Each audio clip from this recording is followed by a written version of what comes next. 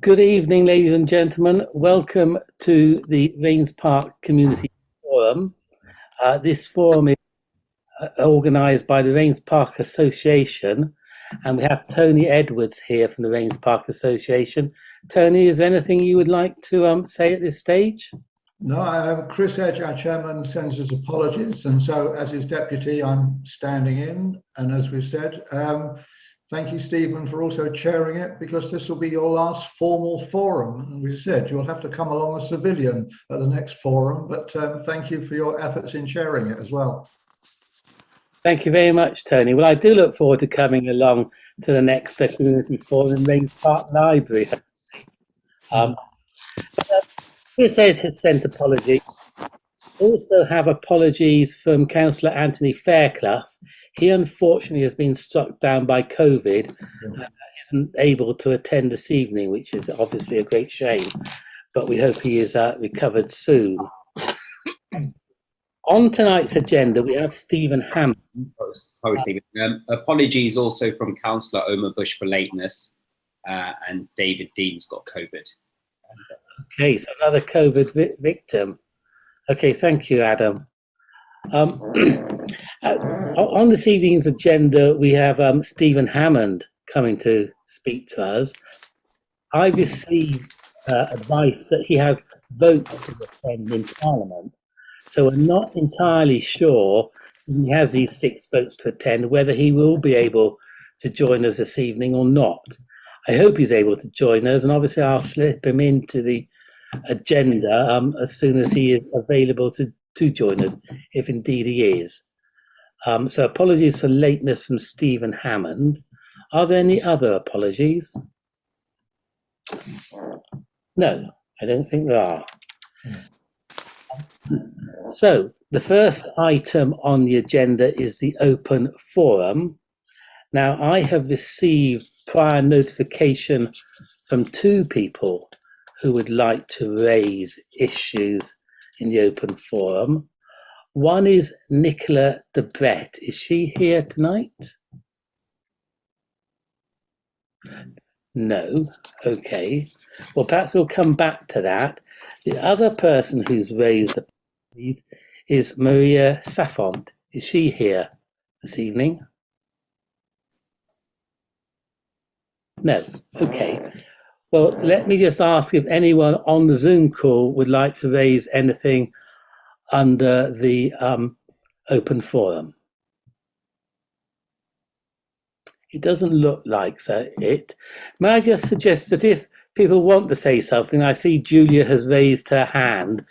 Under the reactions button, which is a smiley face with a plus sign, there's a raise hand button, and then the yellow hand pops up, and you see there's like a queue of yellow hands.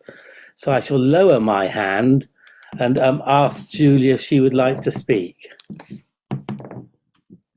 Hi, sorry, Julia Namoni. I'm resident in Camberley Avenue, and I was just wondering whether it would be possible to hear what the views are and the plans are for increased safety in the area. We've had a number of issues with theft and antisocial behavior.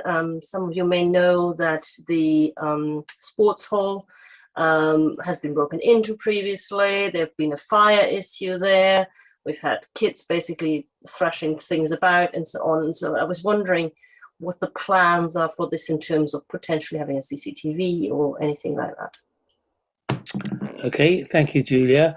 I know that Councillor Adam Bush has been liaising with the Safer Neighbourhood team, so perhaps I can ask Adam to say a few words about what he understands the police are doing. Sure, thank you, Stephen, and thank you, Julia. So yeah, I mean, residents are aware. I would probably say in the last 2 months, there's been 2 incidents there. One was some youths were chased down from Carter's estate, and they were caught at Camberley Avenue and arrested. The second was a couple of weeks ago, where there was a catalytic converter stolen from Somerset Avenue. I got alerted to this by a resident. We contacted the police and they came back informing us that there was nothing stolen. Obviously that was totally inaccurate. I spoke to the victim. I've been in touch with PC Georgia Hill, sent her an email 3 times last week, and yet again today. So I'm eagerly chasing up a response. Having spoken to her, she is aware that there is an antisocial behaviour issue around those 3 roads. For me, it stems from 2 places.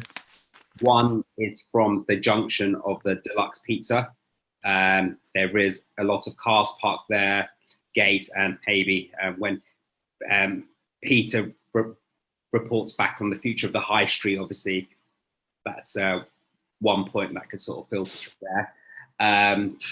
There's often been a lot of fly tipping there and etc. We push for cameras, but we've been cited for funding issues. Has stopped that. The second issue comes around from the Raynes Park Sports Ground, where people are cutting through. We've sort of pushed towards trying to get gates blocked off after hours and etc. Council officers are resistant to that, citing cost once again. We're hoping that the new lessee that takes over the sports ground will enforce some security there. So I know it sounds as if nothing is really being done. We are pushing as the police as to try and see, but it is quite a difficult situation. One hand, residents are saying install CCTV cameras, fly tipping, and etc. Something that we want and we're pushing, but on the other hand, as the council is saying, we don't have the money. So it is a difficult situation, but I am continuously pushing as the police. I am continuously pushing officers. I know sort of Tony Edwards is opposite it. So I don't know if there's something that we can do together with the Raynes Park Association or something to get council officers as to take more note. But obviously, yeah, unfortunately, there isn't really an easy solution to this right now. I think the only real positive action that has been taken in truth is that the police have increased the rotation of their nighttime patrol cars. I don't know if people realise, but the Safer Neighbourhood team only patrol Raynes Park area during office hours, and during the evening, unless there is an emergency call out, the only police presence is the area patrol car moving around the wider Raynes Park area. Well, the police have told us that they are increasing the kind of visits to the Camberley, Somerset, Taunton avenues. It's not ideal, but it's at least helps a bit, I hope. Julia, do you want to say something else? Yeah, so on the police, I don't know how much truth there is to it, but we have a neighborhood WhatsApp chat where all streets chat with each other. And it seems that it's been less than, let's call it, brilliant response. It seems that there's been a report that a black BMW or something like that has been involved in that. And apparently has stolen number plates. I do not know whether this is the case, but apparently that was what the residents were informed of. That car is still regularly parking here, and we've been told apparently to reach out to them if this car appears. And we've had literally the same bunch of people going in and out, jumping in and out of this. Like I can count how many messages I have on here from neighbors saying, call the police again. Yeah. So I feel what would be helpful is if a little bit more, let's call it, pressure can be exerted, that number one, they look into the facts of the matter, because they still think maybe that it's not a real theft has occurred and so on, so that the statistics are collected accurately, so that when they make decisions about the safety of this area, that they base it on real facts, not on things where misunderstandings have taken place. And number two, that there's clarity in terms of what they expect the residents to do. Because should we be calling them if this car shows up? Is it truly dodgy? I do not know, right? So it would be helpful if there's clear guidance given to people in terms of what they would like us to do to make the streets safer as well, if that makes sense. So it's a two-pronged approach. Them to be responsible and us. Yeah, no, so Julia, in respect of that black vehicle, if you could email me details of that, I can pick that up with Georgia separately and find out, because we are in correspondence right now. So I do have a attention for those roads. So if you drop me an email on adam.bush@merton.gov.uk, we can pick that up offline. It's so it's very easy to go online and check whether a car has been MOT'd or paid road tax, and therefore whether it's got insurance as well, because you can go on to Swansea and give them the number plate and check the status of the car to see whether it's fundamentally legal before you can obviously take further action. Yeah. Thank you so much for your efforts on this, Stephen and Adam. I think this is a real priority for the local area, because I know that little shopping parade has been an avenue for crime for quite a long time. I turned up there myself a while ago, and I was told there was a huge commotion going on, and I asked what was happening, and I was given this story about knife crime taking place in connection with youths from Raynes Park High. Well, that is obviously a concern. School children with knives, they shouldn't be carrying knives. Nobody should be. I think Adam is being effective in liaising with the safer neighbourhood team. So I think if we can leave it to Adam to bring up this issue of the black BMW and the registration number, and we hopefully will see some improvement in the situation. I think perhaps now we will move on, and I'll put to the meeting the issue that Nicola de Brett raised as an open forum discussion. Basically, Nicola's question was about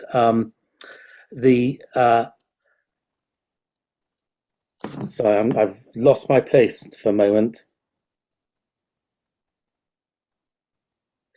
It was a question really about our plans in Raynes Park for improving cycling and walking, as opposed to increased traffic and traffic pollution. And she asks, what are councillors doing to reduce the number of vehicle journeys in the area, pollution and congestion? So that was the issue that Nicola wanted to be raised. I think the answer is that we have applied, that is the Raynes Park Ward councillors, to the Ward Allocation Fund, which potentially gives us £15,000. And what we have done with that money, or asked for that money to be deployed on, is better marking of cycle lanes. Obviously, with only £15,000, it doesn't extend to improving the surface of the cycle lane along Coombe Lane. But I think that is fundamentally what councillors are doing, unless any colleagues wish to add a response to this matter.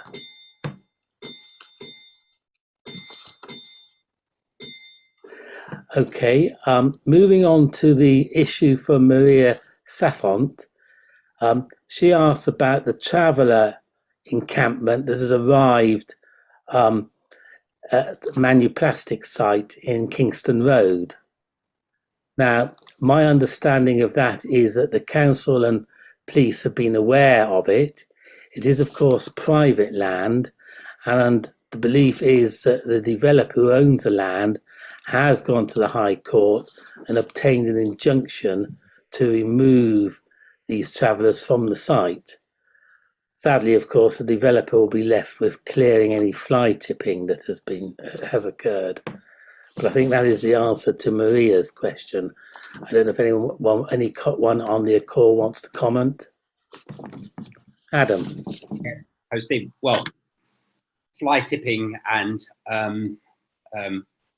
similar cases like that, as I think Mark can remember back in 2018 when we had the campus site outside West Barnes area where it was full. And the difficulty tends to be is when they are situated on a private plot of land. So back in 2018, they were there for a week. We were liaising with council officers every day with the police. There was untaxed vehicles parked there. But as it was on private land, it was very difficult for them to take any actions. And sort of, unfortunately, 4 years down the line, when they did get sort of found and penalized, it was quite a small fine. So this is a national issue. And if they happen to be on a site that's privately owned and they don't have the funds to remove them, it really does come down to, unfortunately, residents having to bear with them. I recall in 2018, all the neighbours on the back of Thornton Avenue had absolute piles of rubbish, like 3-4 loads in the back garden. So yeah, it's an unfortunate situation, really. Okay. Thank you. Matthew, I can see your hand raised. Of course, the issues with travellers and fly tipping affect the council in lots of places and other councils as well. But with this manuplastic site in particular, I think it does highlight how we really do need the council to do all it can to get an answer on Crossrail 2 one way or the other, because the site's been vacant for so long, and that does encourage this antisocial behaviour. And I thank everyone on this call for voting to at least invest in some exploratory work in that regard. Thank you, Matthew. Okay, and I think we can move on now to the other items on the agenda. Obviously, we're skipping over item 3, Stephen Hammond. So let us move on to item 4, which is the Wimbledon Guild and Olivia Mackay, who is going to speak to us about their Warm and Welcome programme. Olivia, the floor is yours. Thank you very much. Good evening, everyone. Thank you for having me. Thanks so much, Chris, for the invitation. So I am the Warm and Well Engagement Officer at Wimbledon Guild, and I organise the Warm and Well project. So I basically just want to give a small overview on what the project is. I like to spread the word, as many people that know about it as possible. If you think of anybody that you think this could apply to, please pass them on. Please do. So we started in January 2019. And we are funded by Merton Council in partnership with Age UK Merton as well as Thinking Works.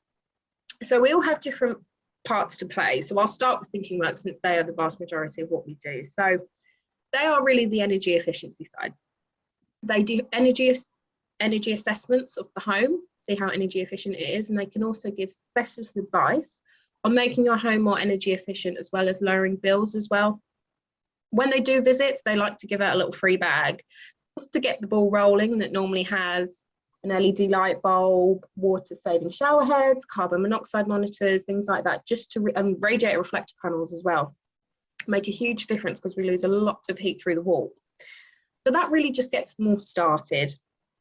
And they can also do referrals for emergency boiler repair if eligible, which I'll go through in a minute, as well as advice on discounts as well.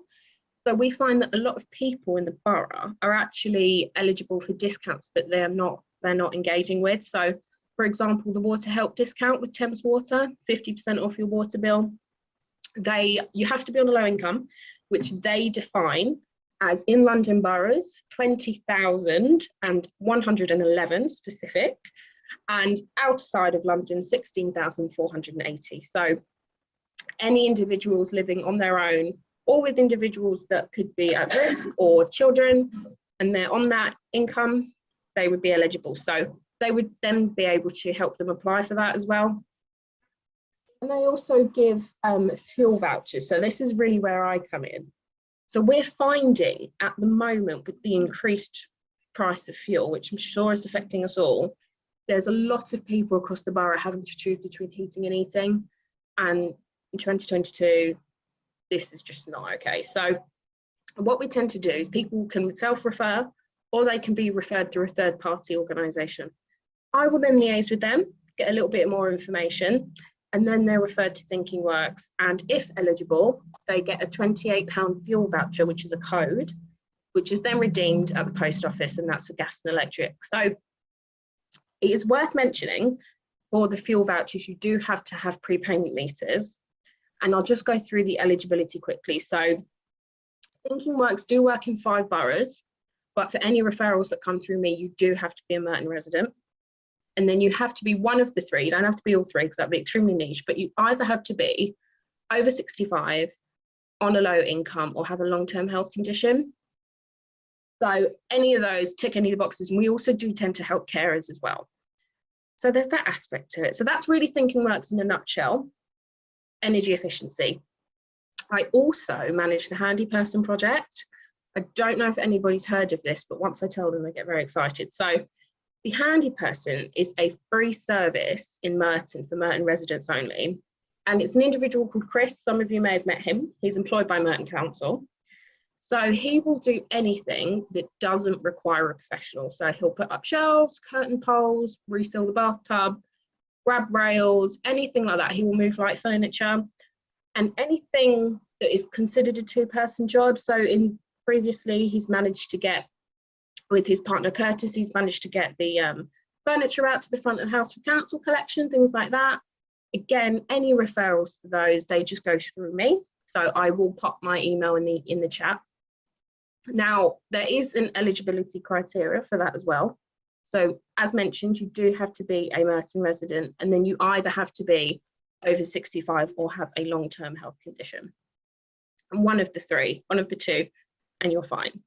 And then there's Age UK Merton, who are similar to CAB, who are currently very overwhelmed at the moment. So it's excellent that they're doing the same thing. When they can give advice on benefits as well. They're not legally trained, but they can be able to assess the individual circumstances and see what benefits you could be eligible for that you're not engaging with.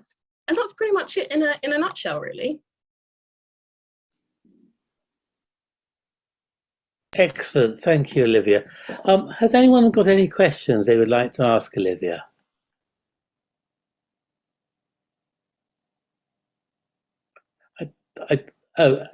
Adam. Thank you, Olivia, for that presentation. Just a question for me. So obviously it's a fantastic service, everything. How do we raise awareness, and how do people get in touch in terms of, because, I mean, service, but sort of how do we sort of push it out to the residents?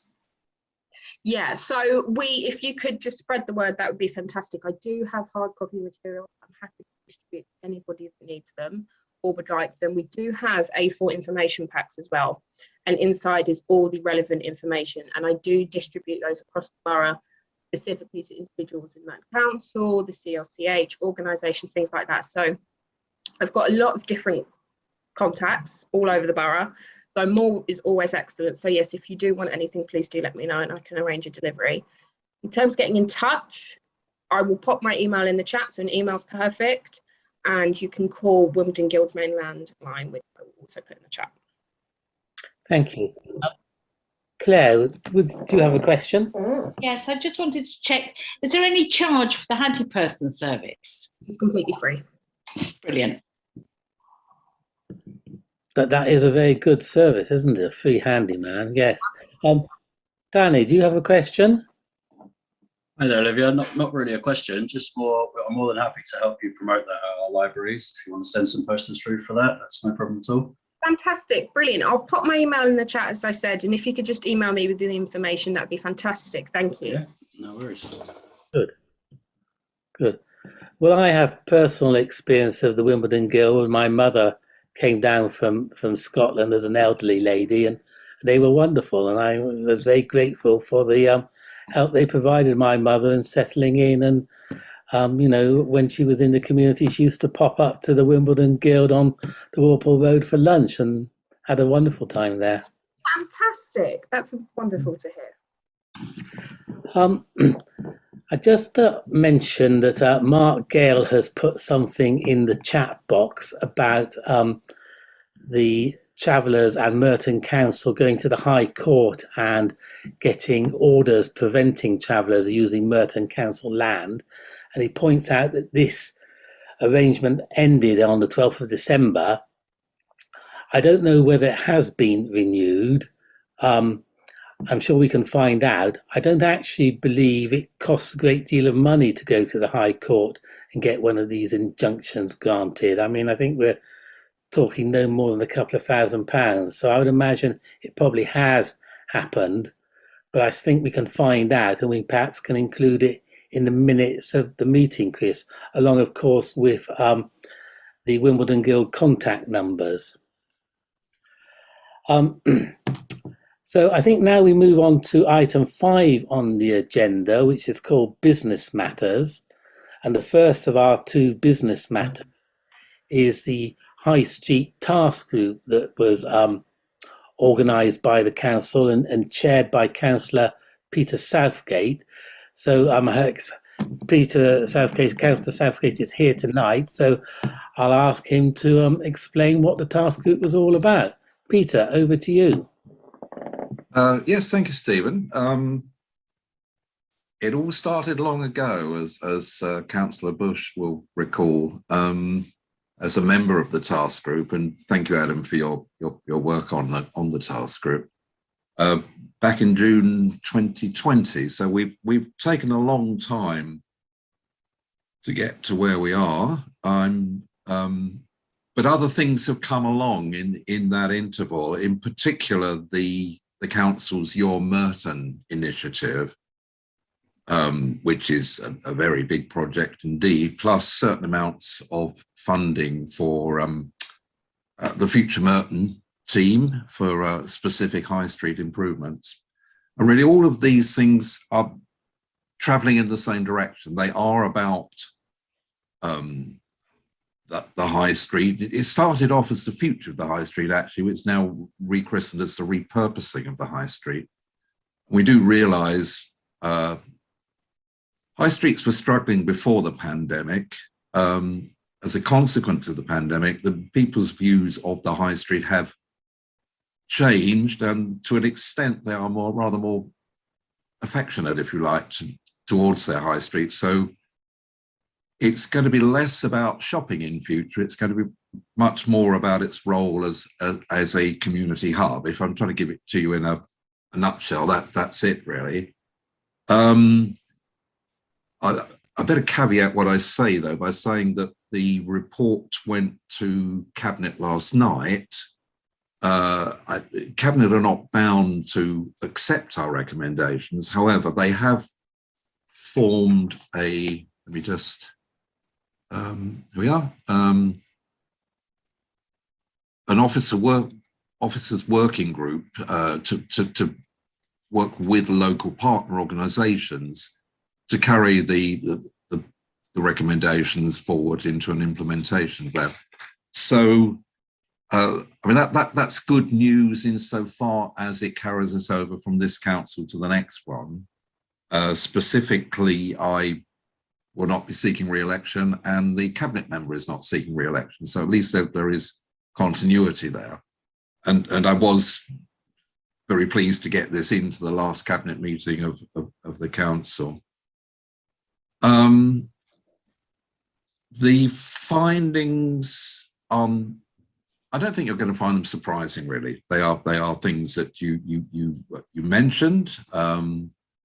They are the importance, for example, of arts and cultural events in injecting life into the high street and indeed into bringing the community together.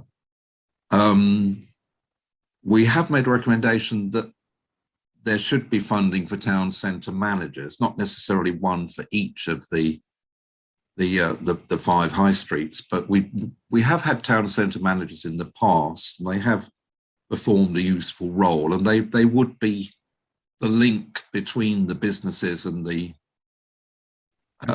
council in more than just a sort of regulatory fashion. So it's not somebody just to go along and say you can't put that A board out. It would be a manager to try and encourage the businesses to run local promotional events. Specifically, I do remember this coming out of the discussions we had with you in Raynes Park. There will be an online presence or a digital offer. Future Merton already looking at that could be used by local businesses to promote their presence, and which could also be used to publicise local events that are coming up. So that's a positive. We're very keen to, we think the world is changing to attract entrepreneurs onto the high street with innovative ideas. We think that the 5-day-a-week commute is going to be a thing of the past. There will be more people, what's it been called, the Great Retirement, who opt out of the salaried lifestyle and want to do something perhaps on a lesser scale and more locally, and they will be looking to local spaces in which to do that. I'm not saying exactly what form they might take, but Wimbledon, which operates above Wimbledon Library, is a good example. We're quite encouraged by what Romulus have been saying about their plans for Centre Court in Wimbledon to include within that spaces for small businesses. The other point, and this is not so easy for Raynes Park, the green agenda. We are very keen to find ways of linking the high street into nearby green spaces. So if we're looking at Morden, you've got a splendid parks either side in Morden Hall Park and Morden Park. And we just feel there should be better ways of signposting linkages and indeed putting more greenery onto the high street, be that parklets or planting bays in car parks, that kind of thing. All of this might sound like the sort of thing you would want to do in any and every high street. I think the difference comes when you start thinking about the history of each high street. And we do see this as very much the thing that provides the unique profile for each high street. The thing indeed that will build people's affection for their high street and make them feel they belong to it. We haven't been able to say quite where that might start in the case of Raynes Park. I was thinking about Raynes Park. Before the Wetherspoons closed down, was it the Rialto Cinema, if we go back? Yes, I do remember going to see Gone with the Wind there, not when it first came out, but so I mean, people love those historical details, and they do, it just sort of cements your affection for the high street, and that's what we want to build. I do remember and very good to see people like Chris Larkman and Tony Edwards here tonight, that we had a very good, productive discussion, actually. And I think the main thing that I took out of that was the very effective way in which the Raynes Park Association does seem to operate and to bring together both resident interest and businesses. And that's valuable. It doesn't work out elsewhere like that. For example, I would say in Wimbledon, we don't have that level of cooperation and common purpose in working to further the interests of the high street. So the report is quite brief when we come to the individual town centres, and that will be worked up by officers who will then sort of set about coming up with a plan for each of the 5 town centres. And whilst I won't be around to see that, well, actually, I will be certainly taking a close interest in it, because it's been a good project to do, and I've enjoyed it. And I think it's it's all part and parcel about the fact that life is going to look very different. We're not quite sure what shape it will take yet, I don't think, but that there is the opportunity there to build a greater sense of community. It's not about chain stores. It's much more about creating space for socializing, small scale informal gatherings and things that people want to do, and which indeed I notice you already do very well in Raynes Park with the festival. So that's about all I have to say, Stephen, I think, on the work of the task group, other than to thank you for your contributions. Thank Adam in particular for his support on the task group. Thank you, Peter. I'd like to thank you for leading the task group and all the task group members for their input. I mean, it is something of a challenge we face in the High Street. I mean, as we all know, in Raynes Park, we have gone from 2 banks and 4 pubs to 2 pubs and no banks. So that is the High Street changing, and one hopes that based on the task group's report, some initiatives can be forthcoming to, as it were, arrest and reverse the decline which appears to have been happening. But let me invite members on the call to ask Peter any questions if they have any questions. Adam. Stephen, yeah, no, it's obviously just a brief one. Can I just obviously thank Peter for chairing the task group very well. We obviously went around different areas, Wimbledon, Raynes Park, Mitcham and Morden, and the way that you chaired it, first of all, speaking all of our thoughts, calling in the council officers and the community groups was well done. And I just hope that we can build on the plans that we've done. And because prior to 2020, the High Street was declined, but it wasn't at the centre thought of the council officers. But by bringing this task group to the officers' mind and into cabinet has sort of prioritises the approach. So no, thank you for your work on that, Peter. No, thank you, Adam. And I think the momentum is there now, actually. Yeah. Good. Thank you. I see Tony Edwards and then Claire. Tony. Just to correct that, the government has obviously got a high street task force of its own with pilot projects, etc. Is there any suggestion that Merton could make grant applications to this government-funded task force, as it were, to see whether there is another source of implementing some of these changes? I should certainly ask that question, Tony, before I step down as chair. Yes, I have to be honest, I was not aware of that. I am aware that we are putting fairly substantial sums aside for what has now become Merton's 2030 vision, of which the High Street is a key part. But if there is external government funding, we should certainly be applying for it. Yeah, because I think the government has obviously seen, well, I suppose it may be coupled with the fact that they were giving business rates income to local authorities at the very time that high streets were collapsing in some cases. And there was that famous shopping centre that got sold for £1.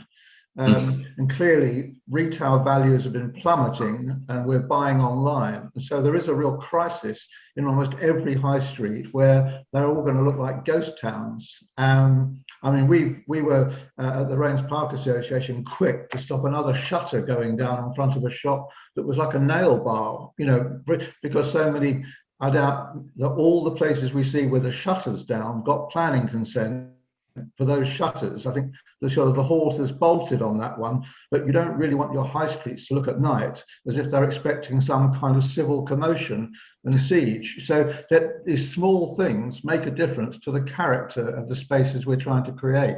So again, the government itself has been looking at high streets as a general problem, and I hope that there may be a mechanism whereby some kind of support, advice and funding can be channeled to Merton to assist in your work as well. And by the way, thank you. It was very good of you to come and speak to us as well. And then we hope some of the points we made we'll see in your report.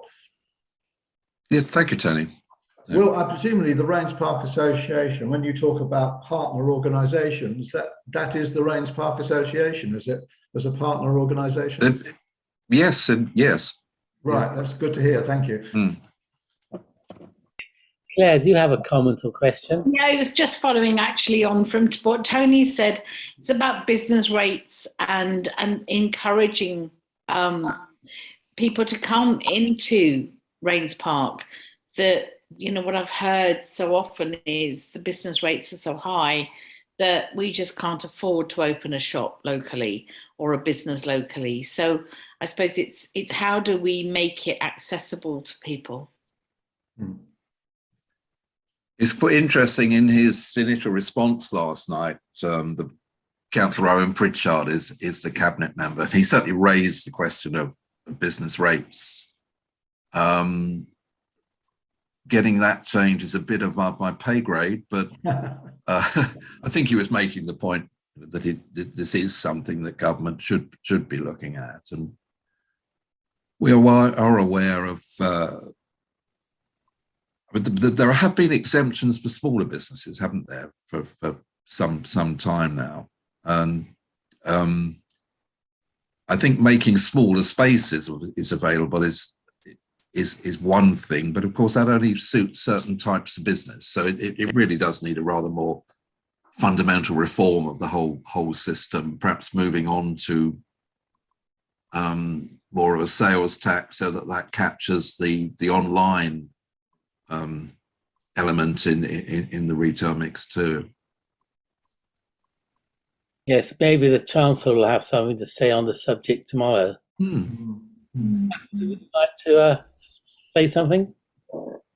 Yeah, I think that central government grants were involved in the two parklets, Lyman Time and by the Skew Arch, so that might have been high street funding. And I was interested in what Councillor Southgate said about obviously big green spaces, and we do have Prince George's playing fields. So with the boundary changes in the ward, it would be really great to see, you know, if we can bring Prince George's playing fields along Prince George's, because obviously that will take people to the green space, but you'll also get people from the green space to the high street. I think that this idea of the historical landmarks in an area, the thought was we could perhaps develop trails that would lead you from one to another and then on to an available green space. Easier in some places than others, but we do want people to realise those spaces are there. It's not just the immediate high street.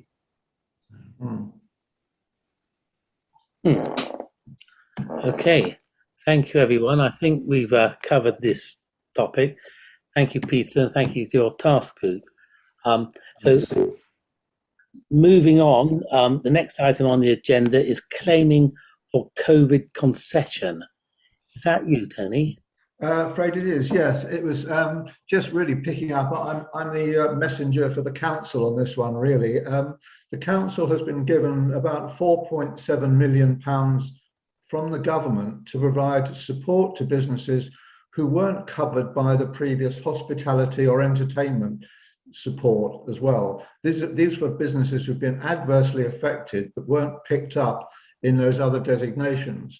So it went to Cabinet on 7th of February, and it's a live exercise at the moment where businesses have to make a submission. The thing is, the submission has to be made by 5 p.m. on the 30th of March. So you've got to be in it to sort of win it. And this will be, what's awarded will be some adjustment to your future rates. It won't be a back payment, it will be some concession on future rates. So all businesses need to be alert to this window of opportunity to try and make the application. The link is on the agenda. So if you go there, you can find the criteria and what's required and how to make your submission. You know, if you're a company, you need your company number. If you're pay VAT, you've got to put your VAT registration number. So there are a number of things you have to do in order to get through this. But again, it won't be a massive discount. I think it may be in the range of 10%. It depends how many people make the application. But I think Merton thought there might be at least 250 different businesses that might qualify for this fund. So obviously the more that qualify, the more divided the sum becomes, as it were. But every little helps, as they say. So if you know of anybody who runs a business and thinks they would worth their while make an application, remember to do it by the 30th of March. Okay. That was that one. Thank you, Tony. And presumably this is being communicated by the Merton Chamber of Commerce to all its business members. I guess so. I mean, we got connected directly by the council and we've made our application already. I can't remember where the emails came from, because there are always a worry that someone doesn't look at something or doesn't read the mail and doesn't register it. There was advance notice of this in emails that we got, and then we were still waiting, because as it went to Cabinet on the 7th, they had to sort out some software before it went live. So time was marching on, but we picked up on it. And obviously we're not the only business who's doing it. But say, I think the thing is to go to the Merton Gov Coronavirus Business Grants CARF website, as it were, and pick up all the information from there directly. Okay, thank you very much. Hopefully those who need to know this have got the message. Thank you, Tony. Okay. So we move on now to item 6 on the agenda, which is an update on the library service. And I believe Danny MacDonald, who is, amongst other things, responsible for the Raynes Park Library, is here to tell us about the library service. Danny.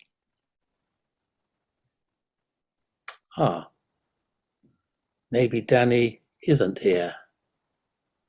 I see a Danny, but I'm assuming that isn't the Danny in question. No, it was Danny is here. Yes, I've seen him. Yeah. I was just stepped away for a moment. Okay. Well, let's come back to that then, the library, and we'll go on to item 7 on the agenda, which is the disposal of the Raynes Park sports ground. Chris, are you speaking to this? No, was that you again, Tony?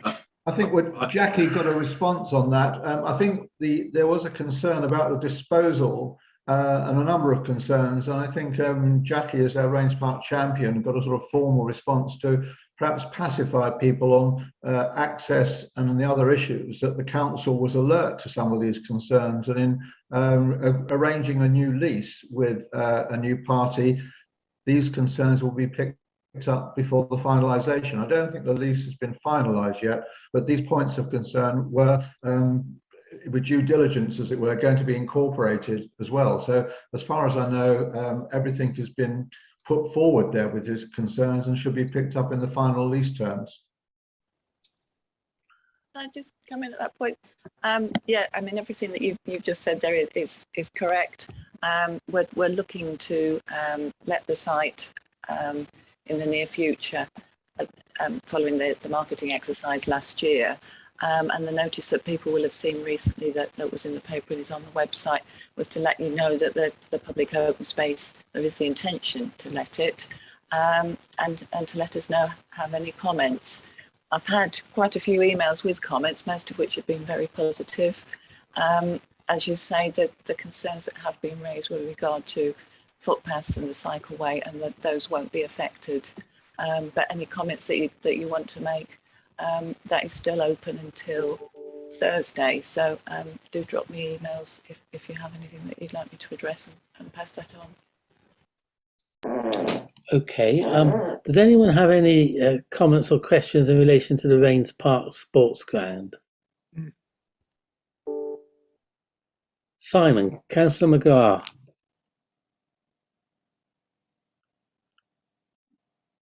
Hello, Simon. Did you wish to say something? No, maybe not. Can I say, Jackie got a formal reply as an email. Perhaps I can put that on to Chris for the purposes of the minutes, and he can extract anything from that formal response as part of the minutes. Is that okay with you, Jackie? Yeah, that's fine. Okay, excellent. I just have kind of one question myself on the Raynes Park sports ground. I had understood that it was quite prone to retention of surface water, and that the people who were playing rugby on the sports ground in the winter months often had a run of cancelled fixtures because of this surface water. Is that anything you know about and how it might be mitigated? I don't know details of that, I'm afraid. I mean, it's certainly something that we can mention to the new tenants. I mean, I'm sure that they would be aware of it, and it's something that they will probably pick up, but I can certainly raise it, but I'm not aware of any proposals. Fine. Thank you very much, Jackie. Well, I think that covers the Raynes Park Sports Ground. So now we'll return to the update on the library service. I think we've re-established connection with Danny. So welcome back, Danny. And over Thank you. to us about the library. Yeah, so apologies to start with. I was having a bit of headphone hell, so I've managed to get a set that's working properly. And yeah, I'll just dive straight into the Libraries Plus updates. So since November 2021, Merton Libraries has been piloting a new technology in which customers are requested to scan their library cards and type their PIN numbers in to enter between the hours of 9:30 and 1. And this pilot has been running across four of Merton's branch libraries. So that's Colliers-Wood, Raynes Park, Pollard's Hill and West Barnes. And during the pilot, staff members of the library have been at the front supporting customers with any issues in terms of getting through the doors. We've had a few technical hitches with the technology, and that's part of what the pilot was about, to just sort of check its robustness, shall we say. And obviously to help customers by providing them new cards if they're not already registered with the library, so we can get them through the door to issue them their card.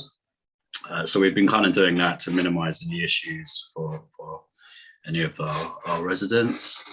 And yeah, so whilst there have been a few technical glitches, we believe the pilot has run very well, and customers on the whole are happy to use this technology. And part of the reason why we've got it in place is to allow us to extend our opening hours. So from April 4, we'll be able to have our libraries open from 8 AM, but between 8 AM and 9:30, the library will be operating unstaffed. So any sort of self-service interactions customers need to do with the library, they can. And yeah, as I say, that'll be in operation from April 4. So what we've understood from some of our residents is that there's been some concern that the technology will mean a reduction in library staff. So I can make it clear that there are no plans for library staff reductions. The technology does mean that security staff would not need to be present between 9:30 and 1. However, the new security contract team profile have been consulting with them and finding them other hours at other sites. So one of those other sites is Merton Council, and they'll also be moving across those 4 branch sites. So that consultation is actually still going on, and it's likely that they will be able to find them the same hours, if not more, at different sites. And so I thought I would just move on to the health and wellbeing events that have been running at Merton Libraries recently. So we recently won an additional grant for funding to invest in health and wellbeing services.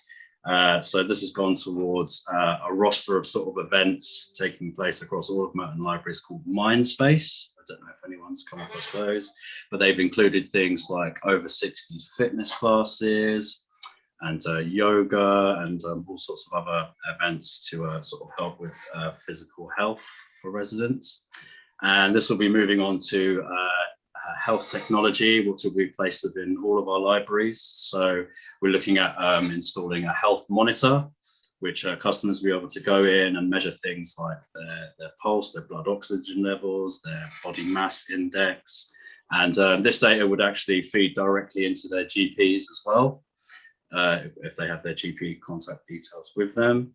So yeah, that funding is sort of been going towards those sort of things. And as part of the council's sort of shared objective with libraries for health and wellbeing, we feel like this is going to be a good push towards that objective. And then finally, I will just touch on COVID-19 a little bit. So we've been operating without any social distancing or mask requirements. However, we are still keeping the cleaning of all our books just to try and reduce the spread of infection. And we also monitor our CO2 levels, and we're able to sort of increase airflow whenever we feel those levels are high. They all seem to be fine at the moment, but it is something we keep an eye on. And with these restrictions dropped, it's obviously meant that we've been able to increase our offers of events and activities in general. So it's been a really sort of uplifting experience at the libraries at the moment, because we're just able to bring all those things back that we haven't been able to do. And I think actually we're seeing far more participation than we did pre-pandemic. So we've got, at Raynes Park Library specifically, we've started to get chess group going, lots of different art groups that are taking place. And as part of our Jane Austen month in April, we're even going to be having ballroom dancing lessons at Raynes Park Library Hall. And these are always free. So it's great just to get people in and using the space as a community hub and providing all these free activities. So something that we've looked into since getting these activities back up and running again is booking. So now we handle all our bookings for Eventbrite, and that's a great platform for us to just promote all these activities that are taking place. So yeah, I do recommend just going onto the Merton Library's Eventbrite just to see all the different things we have going, really. And yeah, there's going to be more and more stuff in the future.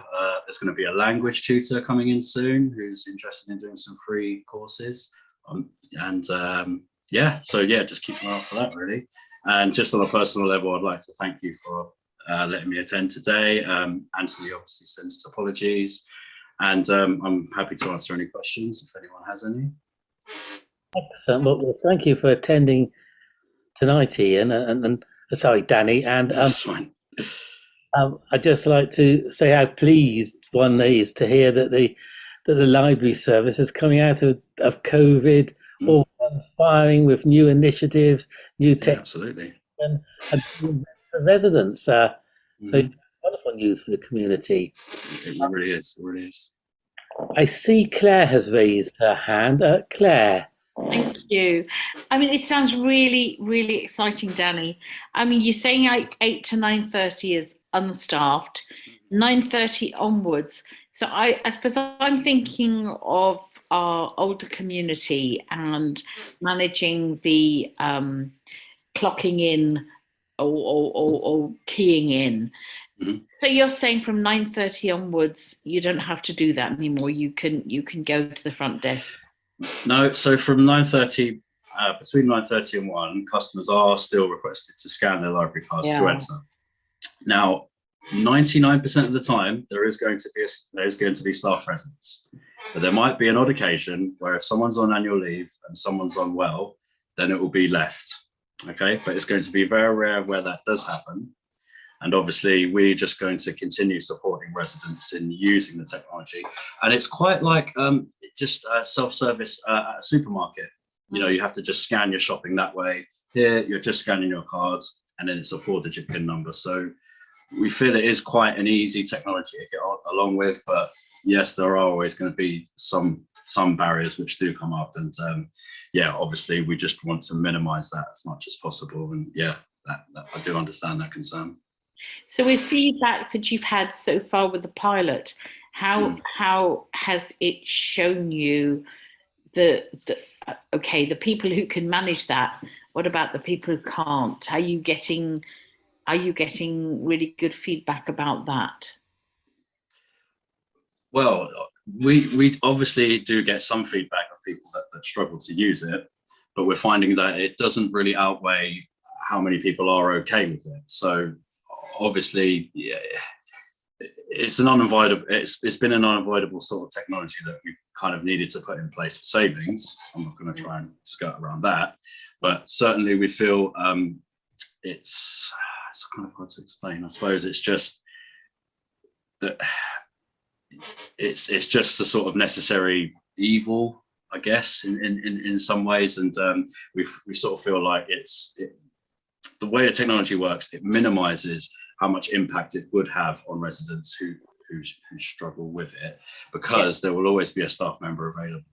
Well, I say always, most of the time we'll be able to get people through the door anyway. I suppose I hear that. I hear that point, and I recognise that point.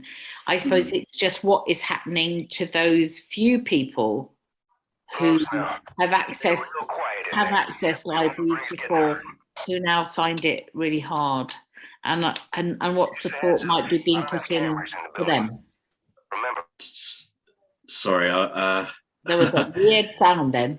There was, and it wasn't me for a change. Did you hear my point? Or I did, and the only support there would be that staff members will let them in, and we'll keep showing them how that technology works, and we'll just try and reinforce how it works, and that really would be it. Yeah, I suppose I recognise the value of the service that you're putting in. I do. But I just feel that there's an awful lot of local people who will have used that library in the mornings as a regular service, who may find it a challenge now. So I just really hope that there is sufficient support for them to be able to carry on. Absolutely, and we're providing that support 99% of the time, as I say. Yeah. Okay. Yeah. Thank you. You're welcome. That's okay. Thank you. Mark Gale, would you like to say something? And then Chris Larkman. Yes, please. So from the 2022 to 2026 business plan, and there's a link I've put in the chat for it. It says that the idea of this get access into the library is for implement new self-service offer and provide staffless library offer at 4 branch libraries. I don't think they're trying to say that it's going to be staffed still.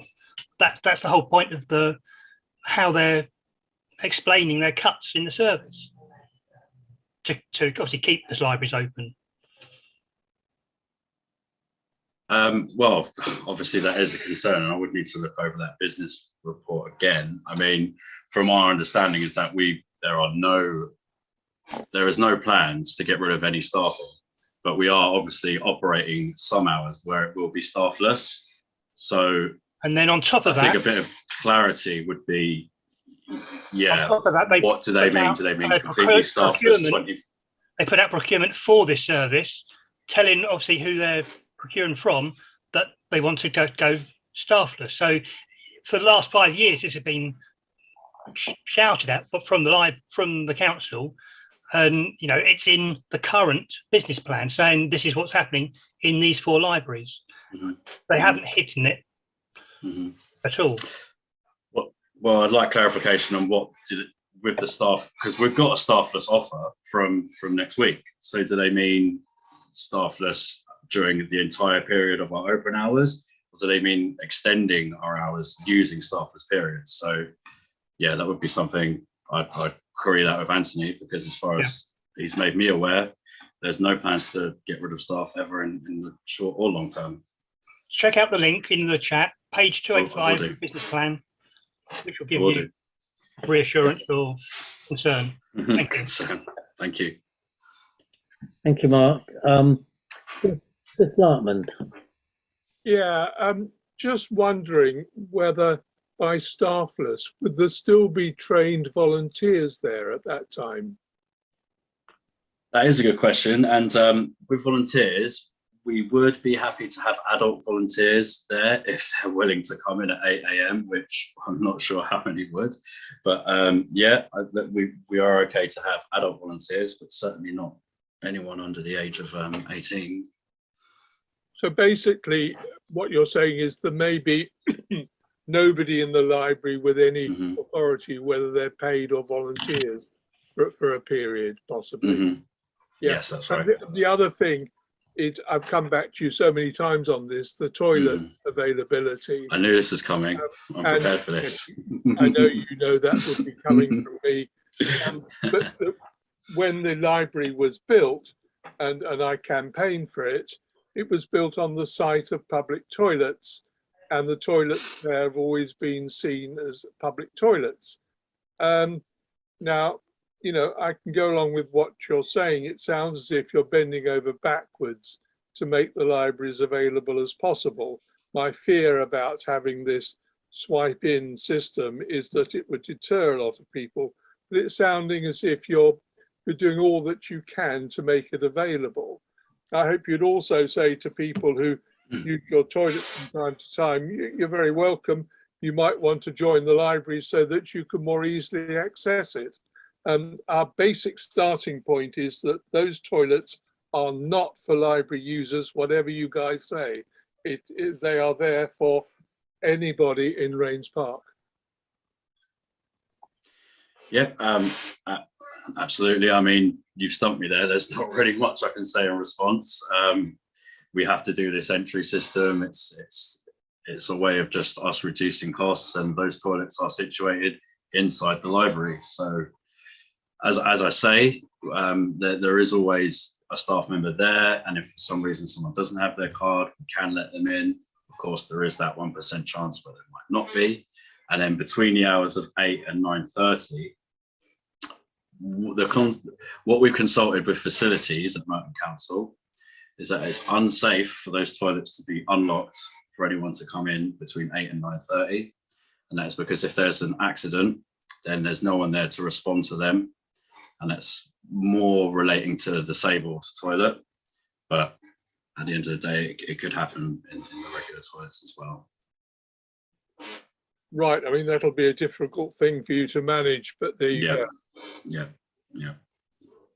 I think that's an interesting point about the toilets. I was unaware of that myself.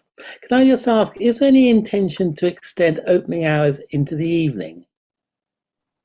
Yeah, there's certainly no intention at the moment, but it's definitely an idea that we're looking at. We might look at extending into evenings. I think more likely we'll be looking into opening on Wednesdays, because at the moment we're always closed on Wednesdays. So that I imagine that being the next step.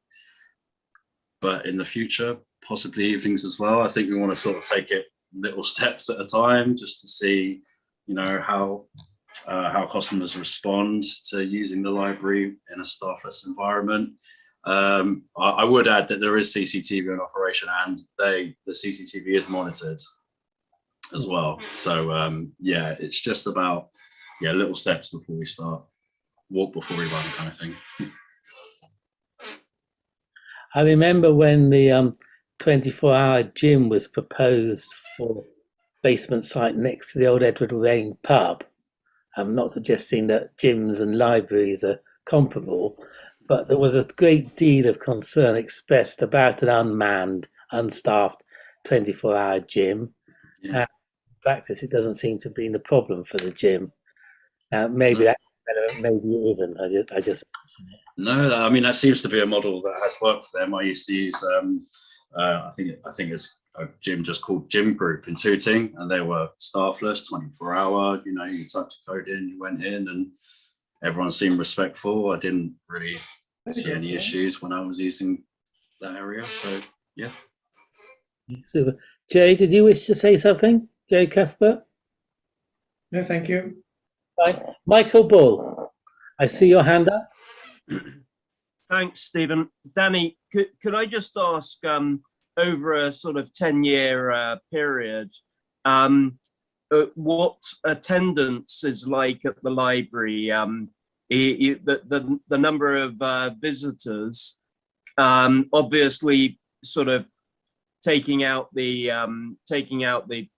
pandemic, which was obviously an exceptional event, but has attendance generally been on the rise or the decline?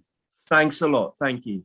You're welcome, Michael. And yeah, it has been on the decline, I'm not gonna lie. So this is, you know, part of what we're doing. We have to kind of reach out to the community and kind of respond to what their needs are. You know, it's no good just sort of saying, well, we give books out and that's it. This is why we've sort of become this kind of community hub. We're running all these different activities, and we're trying to sort of measure the impact of those activities, and to see whether they are well received by the community, and if that's sort of the way forward. But yeah, no, that's always one of our challenges. We have monthly reports on visitor figures, and we're always tracking those at the door with part of the tech that's with Libraries Plus. And But yeah, no, on the decline over the past 10 years. Okay. Well, it seems library services entering into a new and interesting phase in its development, and I wish it well. And thank you very much for coming to speak to us this evening. Thank you, Stephen. So we now move on to what is termed general updates. And I think this is a double header involving Chris Larkman and Tony Edwards. So over to you. Hi, everybody again. Isn't it great news? The land transfer is happening at the station. You've been bored stiff by me going on about it for the last 15 years, and I will not have to talk to you again about it. It's two very small bits of land at the southern exit, so that there's enough room for pedestrians at that point, and a small bit on the north side of the Skew Arch. Merton Council are now putting it into action, and no thanks to Network Rail for the dreadful amount of time they've taken in agreeing something that is just so simple and obvious. But we still go on all the other issues, clearing rubbish from the embankments, and also the planting on the north side, and Network Rail are going to put in a gate to allow some of us volunteers to manage that site. And we've been wanting to do that again for many years, so watch this space. In terms of the kiss and ride, I'm still very angry that it's been erected, but there's no parking regulations. And I can say that our MP, Stephen Hammond, and I are going to be meeting with people from Workspace who are responsible for setting this up to ask them what they're planning to do and hopefully get something happening fairly soon. The parklet at Lime and Thyme has been taken out temporarily because of Thames Waterworks. That's all I've got to say. Tony Edwards may have some other issues. Thank you. Before you say your bit, Matthew, did you wish to say something? I thought your hand was raised. I was just doing applause for Chris and Tony, and my fingers said, well done on all your hard work. Yeah. Well said. Excellent. Tony, over to you. Yes, there's a number of things come together, and I suppose it explains to try to get things sorted. You can't really do it in a silo approach, but the proposal for a new public realm space, if we particularly look at the Skew Arch, the south of the Skew Arch, where Matthew's done great work, and we've so far achieved a great enhancement there, but there is potentially more that could be done, because when we first met with Matthew there and we met other councillors there, it was quite evident that the pavement area could be made bigger, and that piece of dual carriageway could be single carriageway. It was eminently sensible. It's been in the enhancement plan for over 10 years now. So whenever we speak about it, we probably ought to start with once upon a time, there was a proposal for an enhanced public realm space there. The interesting thing that's coming up now, though, and this is hot off the press, people will remember that we had Thames Water at the Bellmouth in January. It might have met people there. And the RPA carried on a dialogue there. One of the things we're talking about was the idea of rain gardens, where as part of the enhancement of the environment, there was a way in which you could actually get surface water to be taken into the ground and dispersed better than it does at the moment. Because I'm not sure whether the High Street Task Force mentioned it, but having a high street that's flooded 3 times in 5 years is not exactly a great retail experience for anybody, including high business rates. So if we can actually sort out some of the flooding, that would be important. The Thames, Merton applied for some funding to try to look at strategies for flooding, and were turned down because at 300,000 it was seen to be too much. Merton is going to be making a fresh application in April with other schemes to see what we can be achieving there. And we're going to be having a dialogue with them as per emails of today to see whether the Raynes Park Association, Thames Water and Merton could put their heads together to find some ways in which there are changes to the public realm, which will also solve some of the flooding proposals. So we're trying to join all these things together. So you have the Skew Arch area partially improved, but could be better. Thames Water maybe could provide some funding for it. Also, if the Skew Arch area is enlarged and we get something beneficial there, it would be great to advertise for traders or market stalls to also say you can go across the road to the library and use the toilets.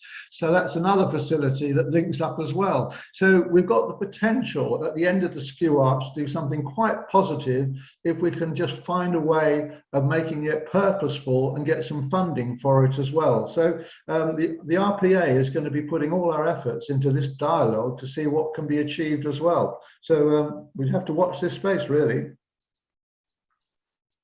Okay, thank you very much, Tony. I do like the idea of the master plan involving library toilets. It hinges on small things. Yes, does anyone have any questions they'd like to ask Chris or Tony, or any comments on what has just been said? Michael Bull. Thanks, Stephen. Tony, I don't know whether you've given any thought to a green wall above the AstroTurf near the Skew Arch, because I've always thought that that would be a great location for a green wall to add towards the greenification of Raynes Park, as discussed by Peter earlier on.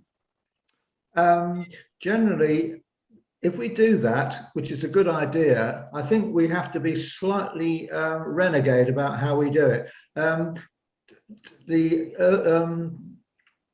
The railway company don't like things attached to their structures in general. So Matthew could probably explain something about that. It takes a bit of negotiation to touch their structures.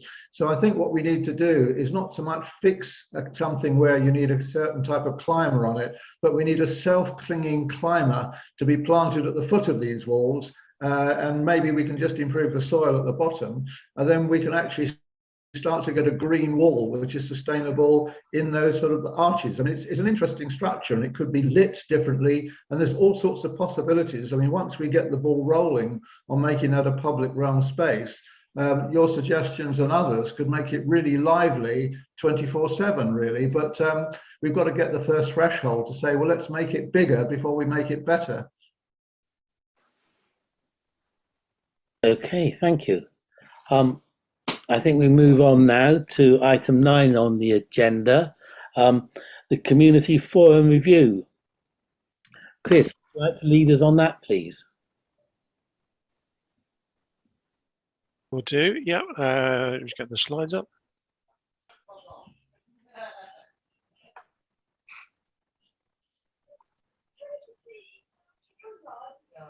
Okay, as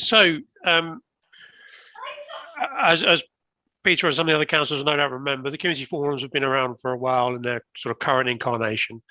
And with the impact of the pandemic and going online, it seems like an opportune moment to have a look at how the forums are working, what works, what doesn't work, what we could do better, and learn from what's going on elsewhere to see if there are lessons we can take from that and to improve what we're doing. So it's a decade since we last made any big changes. We used to have a full-time officer looking after the forums, and that post was made redundant in 2012. Obviously, over the last couple of years, we've all got used to using the new technology. That was a very steep learning curve for all of us, but especially me trying to pilot these meetings from this end. And then when we did the Your Merton engagement exercise last year, we got some really good feedback on a very clear desire for people to be involved in some of those decisions around things like the high street and green spaces and those local priorities, very much the sort of things that Tony's just been talking about. So how do we facilitate that in a better way than we perhaps have done to date? So what we want to know is what you think works well currently and what can be improved. I've gone through all of the options that other London boroughs do, set out some examples of some of those. So we want some feedback on what might work, what doesn't. So I thought it'd be helpful just to run through some of those different models here, invite some comments on that, as well as some feedback on the existing forums. So quite a few boroughs run these area committees. These are formal committees in the same way that scrutiny is, usually chaired or always chaired by and featuring councillors, but often with co-opted groups or as associations to take part. There's usually an opportunity for public to speak at those meetings. Often there's a budget attached to them. This is something they do over the border in Sutton. There are some councils, for example, Lambeth, who commission external agencies to run forums on their behalf. That gives them an independent voice. That can involve existing residents groups. So, for example, the council could support the Rose Park Association to run the forum in its entirety rather than the current arrangement. So those are things that you could do. In some cases, these are online discussion groups as well as public meetings as well. With the growth of technology, we've seen more of these kind of digital panels or digital boards. So a panel is where you have a representative group of residents, and they will be asked to take on regular online surveys about a variety of issues, and that's used as kind of an intelligence gathering tool for the council. But it's not open. You can't have people just signing up. Usually, it's normally by invitation to a random sample. This is something Kensington and Chelsea do. Or discussion boards. These are set up either on a ward basis or a geographical basis, where people can discuss issues in their local area. To some extent, people already do that on things like Nextdoor, but you can have council-run things as well. Question time events are quite popular. So these are public meetings anyone can attend, and you'll have elected councillors or officers, usually the leader or cabinet, or directly elected mayor in those cases. They can either be locally focused or across the whole borough. So the Mayor of London does these along with all the Assembly members. They go around London, different location each time, and have these big question sessions, usually chaired by someone from LBC or another local journalist. On the other end of the scale, Wandsworth do these on a ward basis, so they will go around the ward. So over a 4-year period, they'll get around all of their wards, and people will be invited to come along and ask questions. Citizens' assemblies have become quite popular in recent years. This is where you get a randomly selected group of residents in, and you put a set of issues to them, and then they will come up with a set of recommendations on a particular issue. These have been very popular around the climate change agenda, both nationally and locally. Newham have been doing some on their regeneration programme. So you can see, for example, with something like the Morden Regen programme, that this kind of method might work quite well. This might cause palpitations amongst some of the people on the call, but some boroughs have kind of handed over this type of face-to-face engagement to their local ward councillors. So they're supported by the council, but each ward might do something different. They may host local meetings or again run something online, but it's very much in the hands of the councillors to do that. And then there's a mechanism for them to feed that into the organisation. That's a model that's been set up in Ealing. So we've got a survey up and running on the consultations page. That's open until the 4th of April. So please submit your responses. It'd be really helpful to get feedback. And there's a section on what it's been like during COVID. There's a section on the forums more generally, and a section on the other options that we might want to look at. And that's really great, but I'm happy to take any feedback now as well. Thank you very much, Chris. Chris Larkman, I see your hand is raised. Yeah, you wouldn't be surprised that I want to say something on this. I suppose, first of all, Chris, it's not easy or helpful, I think, to enter into 20 to 9 a discussion on something that's very big. I'll just make a couple of points. One is that the problem is if you're doing this across the borough, you'll probably find that some areas respond differently than others. My gut feeling is that we've got things fairly going well in Raynes Park, that we have a good turnout for our forums, and we run it between the Raynes Park Association and the local councillors, and that's worked very well. And the other factor I'd mention is that it's probably not a good time in Raynes Park to have this review, because with the new ward boundaries, we're going to have a totally different feel to the way we operate as from next May.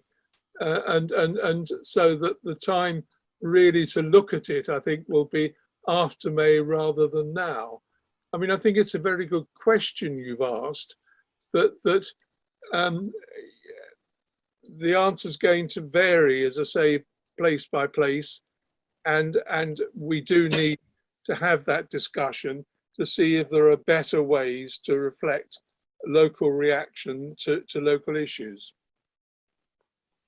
Thank you, Chris. Tony, would you like to say something? Just to endorse what Chris has said, but I mean, one thing that we did have as well were business breakfasts, which were separate to the forum, in order for people to actually get together and hear things, what was happening as well. I think we acknowledge that we need to try to get more business voices into the Raynes Park Association, because there is a sort of deficit, and we know that it's a political one, in that individuals cast votes and appoint councillors, businesses don't. So they don't really, there is a sort of democratic deficit on things that are happening which affect the high street and the commercial aspects of Raynes Park. There isn't a voice that can be expressed on those concerns. I mean, we didn't put parking on the agenda tonight because we wanted to get away before midnight, but we could obviously, if you threw that into the mix, that would obviously be something to see how far parking is restricted to residents in places, and maybe there's a more imaginative way of protecting spaces from long-term parking incursions, but also making it a bit easier to park for businesses. So there's all sorts of dialogue that can take place. So I think Chris is right, it's been working quite well. The shared responsibility between the council and the RPA has been very positive, and I think it's a very open forum as well. We're not excluding anybody. There's only obviously minor administrative issues to make sure people put things on the agenda, because you can't really respond to something if it hits you out of the blue. So I think it's just something we can carry on working on, and just maybe say business interests, maybe something we should try to integrate a little bit more, because they were running in parallel really. There was the forum and then were business breakfasts, and the two never connected really. Thank you, Tony. Michael, then Claire. Thanks a lot, Stephen. And yeah, I didn't mention parking earlier on because I didn't want to have too prolonged a conversation about especially the high streets. But in relation to the forum, I think that having it on Zoom during the pandemic has actually been great. My only thing would be that I think this is actually the first meeting where you haven't needed the passcode in order to access the meeting, which I fear may have prevented previous people accessing the meeting. And also, my impression is that perhaps the forum could be advertised a bit more prominently. I don't know which method might be a good way of doing that, but perhaps if Zoom is continuing, I don't know how much spend the council has on sort of public advertising, but in these days of social media, looking at things like Nextdoor and even Facebook, you know, where people are able to then, you know, click on the link to the community forum. I know that you are doing it on YouTube as well, but I think all of these ways are great for people accessing the forum, and obviously they can do so if they're not actually if they're away as well. So even all I would say is that even if we do go back to having the forums in the library, it would still be great to somehow still have them on Zoom as well, if possible. Okay, that sounds like a kind of hybrid meeting like we do with some council meetings currently in the Civic Centre in the council chamber, but also available on Zoom and being shown on YouTube. Claire, did you wish to say something? Yeah, I suppose, yeah, things have to change. Things have to move with the times. Things have to develop and work to meet the widest possible need. I suppose my question is, what is the timescale, Chris, for this discussion? Because there's an awful lot in this, and it can't be done really quickly without talking to a lot of people. Yeah, I'm happy to respond to that. Yeah, you're right. So this is just an initial step to get some feedback and to see what desire there is for change and what kind of change that might look like. Now, there's elections in May, so we won't be doing anything until after a new administration is formed and they have an idea about what it is they want to do. And we also need to put the forums in the context of all the other things that we do, and what place that has, what other role can we give to other things. When one of the big changes with Zoom is if you've got a particular issue, be it climate change or whatever it is, and you want to hold a meeting on that subject, you don't need to wait for a forum now to bring that along. You can set up something on Zoom next week. So it makes the whole thing a bit more dynamic, and that changes the role of the forum slightly. So there's all those sorts of things to bring into practice. So I can't imagine we're going to be bringing it forward to the decision-making structure within the councils until the summer at the earliest. I would need to go through our internal structures first, overview and scrutiny as well, before it gets anywhere near sort of cabinet for any kind of decision. So I think there'll be a whole range of things, and obviously I'll have new chairs probably after May in most of the forum areas, because quite a few of the current ones aren't standing again. So there'll be a new group of councillors to sort of bring on board and discuss this with as well.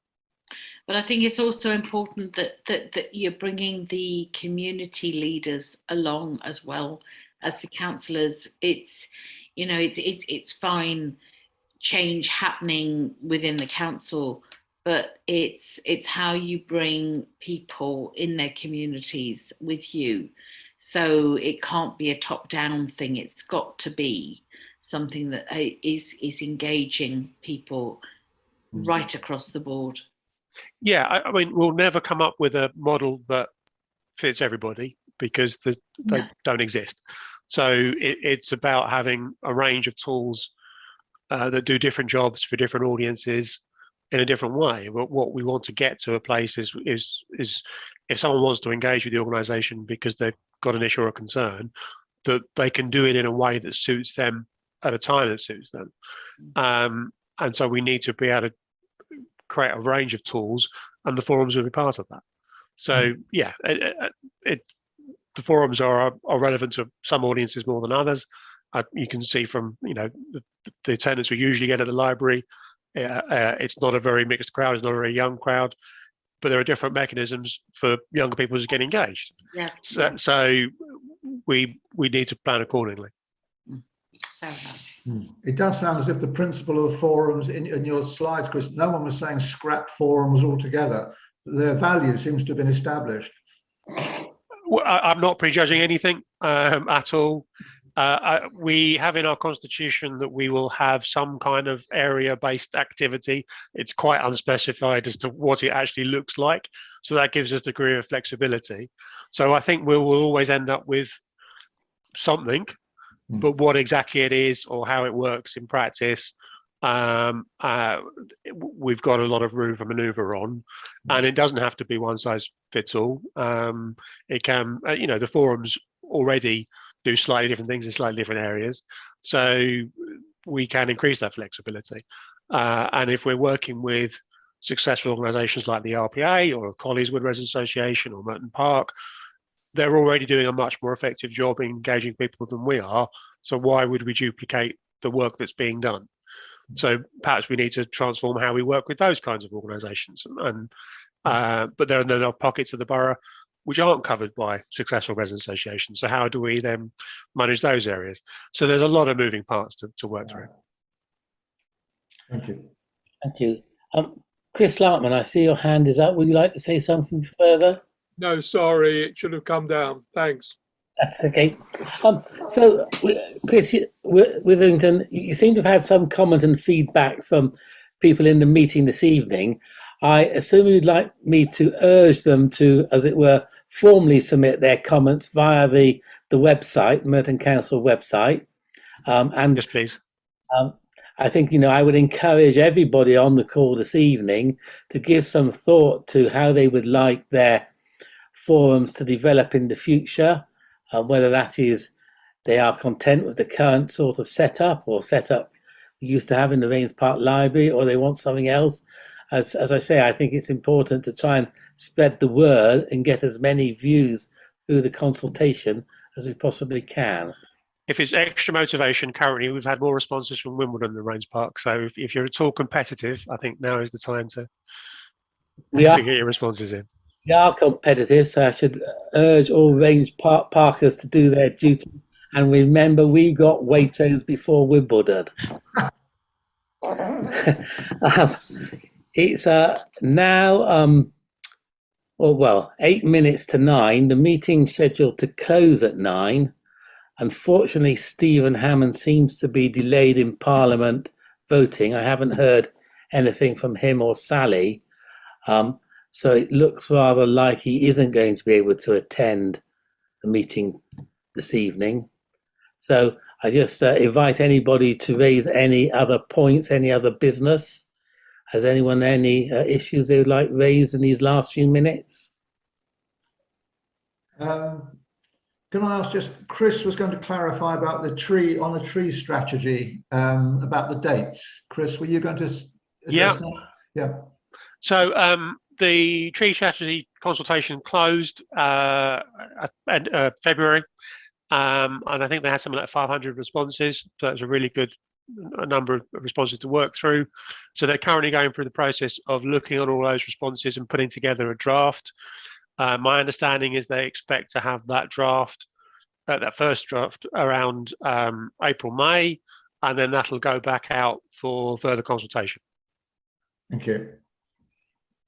Okay, thank you very much. I think it only remains for me to thank those who have presented this evening and to thank everybody who has joined in this evening, whether they asked questions, made comments, or observed and saw the proceedings, which I think have been rather good tonight. So thank you, everybody. I wish you all a good evening. Oh, Jay, do you wish to say something? Yes, I just wanted to thank you too for the work and effort you've put in over the years into our community. Thank you very much. Thank you, Jay. That's very kind. I have greatly enjoyed my 8 years representing the residents of Raynes Park. It's been a great pleasure and an honour. So, yes, thank you, everybody. I think now it just remains for me to say good evening and declare the meeting closed.